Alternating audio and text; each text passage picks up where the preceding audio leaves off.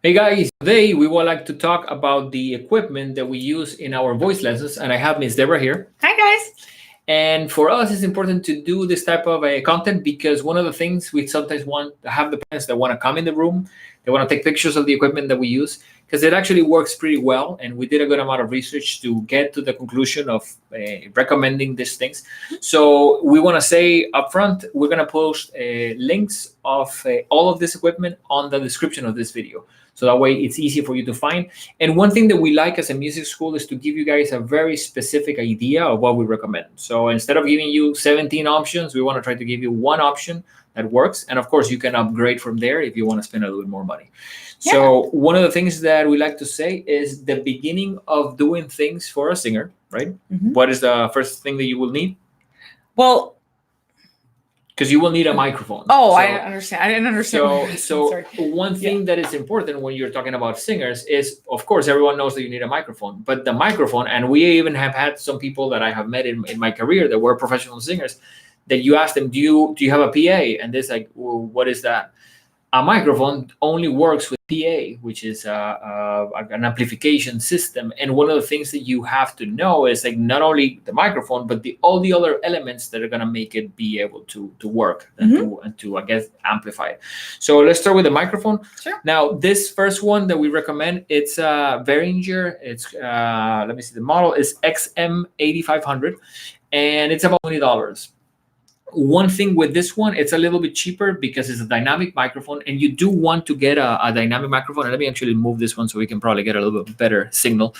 And one thing that it doesn't have a switch to turn it on and off. I don't necessarily think that you need an on and off switch, but you can get one. If you want to get it with an on and on switch, you're going to have to spend a little bit more money. I think those are about like between 40 and like $50. For that one, we recommend one by Shure, which we'll post in the description too. We don't use it for the lessons, but we actually use it when we have shows to talk. So our shows, we actually use fairly expensive wireless microphones, but when we do shows and we need to just talk to the audience, we have one of those. So next up, what will be the second element? So the next thing you want to buy is a cable to plug in the microphone. Yes, and this cable is called an XLR cable. So the XLR, and I like to show it to people, it's a cable that at the back, and let me see if I can get it here so you guys can see it close. It has 3 holes, and the front and the back look a little bit different, but XLR cables are very common. I think you can buy them in a lot of different places. One thing that is important, probably 10 feet will be a good distance. I think a 6 feet one, it can be a little bit short, but definitely 10 feet can be a great length. Now, from there, we're going into a speaker or into a mixer. And one of the things that we do recommend is this machine.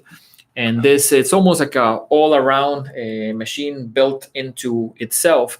Now, it's called an Earl Live B205D. And one thing that I like, it's pretty portable. It's fairly powerful. I don't think you can rehearse with a drummer with this. But if you have something at your house and you have 2 guitars and a singer, you can definitely probably do it with this for 25 people. If you're trying to get amplified for a lot more people, it's going to be difficult.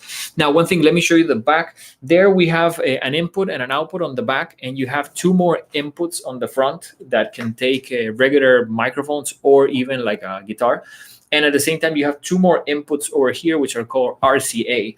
That is going to allow you to be able to plug in your iPad. So for $200, and this is $200, and we know that may be a little bit, I guess, on the pricier range, we do believe that this is a great option because you're getting the student to be able to have a lot of different options into one system that is portable. And at the same time, now, how loud do we want our students to be at home? Well, we don't want them to be too loud because we don't want them to be kind of disturbing those around them. So this is kind of an appropriate level to where it can amplify them and they can get used to that sound, because when students go to begin performing, one of the things that kind of shocks them is the sound of the microphone and how their voice sounds amplified. And so this is kind of that middle of the range to help them get used to the way that they sound. It's not as loud, of course, as when they perform in a concert with one of our kind of larger equipment and everything. But this is good to help them get used to the way that feels with some amplification behind their voice. Yeah, because it is a step that if you do practice at home and you're practicing a song, you're about to sing it, if I guess for our shows, it's very different now. Like, I guess the moment that you do get into our system, so we're trying to do a middle ground step, and at the same time, one of the things that we do recommend, and this is something that we sometimes see with some students, is we don't want the music and the voice to be coming from different things. Mm-hmm. So if you have one of those sets of Bluetooth speakers and you are singing just listening to your voice, that is almost something that is going to be different than when you do sing with our system. So one of the things that we want is for you to have an idea how it works, that when we do, our show, or you do some other show with equipment, it's a little bit easier to do that transition. Mm-hmm. Sure. So now let me show you last the type of cable. Now we're gonna again post links to the description of this video. If you can see it there, this is it's called a mini plug, or 1/8 of an inch cable into, and this tips do work for this because this is 1/4 inch, but it's better to get RCA because that way you can take advantage of almost 2 extra inputs. Again, we're gonna post the links on the description of this video for the equipment that we use. We don't sell equipment and we don't get paid to do this reviews of products, but we do believe in these products because we use them every day. Yeah, and it's really helpful. And I think sometimes, I know a lot of times parents will come in and they'll be like, oh, my student practices at home a lot with their karaoke machine. And we really don't recommend karaoke machines as a method of practice. If you have one, that's great and you can use that. But, part of what we want our students to get used to is using this type of equipment. Usually with karaoke machines, it's kind of like similar to having a toy. And if you are going to invest enough money to get a substantial karaoke machine, you're better off getting something like this, because with a karaoke machine, there's a lot of kind of money that's put into being able to read the words on the screen, and we don't want our students to get used to that. And why would you say it's important to not have the lyrics on the screen? Well, part of what we're working on in voice is developing rhythm. And a lot of times when you see those lyrics on the screen and either the color changes or you see that little jumping ball, it's not always right in time with the rhythm. Yeah. And also by the time you see that move, you are behind on your rhythm. And as a singer, we always want to make sure that we're staying on top of that tempo. So we really don't want our eyes following changing words or a bouncing ball. You want to be the one in control, not the screen.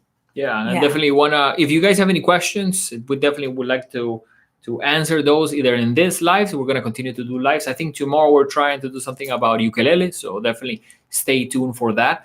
And for us, it's important, and we do this content because we believe in helping people. Mm-hmm. There is a lot of information out there, but the problem that we see is that there's a lot of information geared towards adults, and there's not that many things that are specific to people that are young.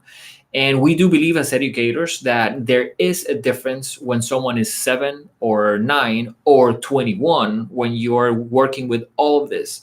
So we want to try to give you guys the best advice, and at the same time save you some time, hopefully save you some money as well, because I think we have all as a music school probably bought some things that didn't work, and we want to try to get you guys guided in a way that you can I guess learn from our mistakes and at the same time move forward the easiest and the fastest way possible. So you want to add anything else to the process? Yeah, I think the last thing I would say is that it's important for students learning voice to practice how to hold a microphone. I think that's one of the most important things.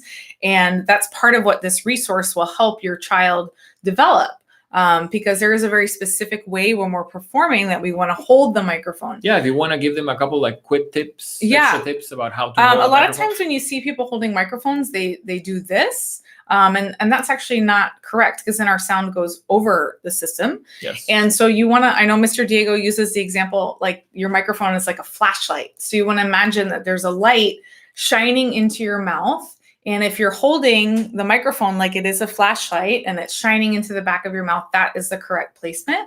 But this is important for students to practice, because a lot of times they want to move and sometimes they start moving their hand all over, and the microphone will only amplify what we give it. Yeah, and a lot of times when parents say, oh, I can't hear my child in performance, Sometimes it's because the child isn't projecting. Sometimes it might be a sound issue, but most of the time it's because that student doesn't yet know how to hold the microphone. Yeah. That's something that we want to practice and develop. So it's definitely a great a process tool for that. And we can even show you this. I think a lot of sound engineers that I know get really upset if you do this. You don't want to grab, I guess people call this the grill. You don't want to grab it from there. It's almost like your hand should not pass and touch that, because the capsule, which is inside of this, as soon as you start like blocking it, the sound really changes, and you're actually making the sound engineer's job a lot harder if you do that.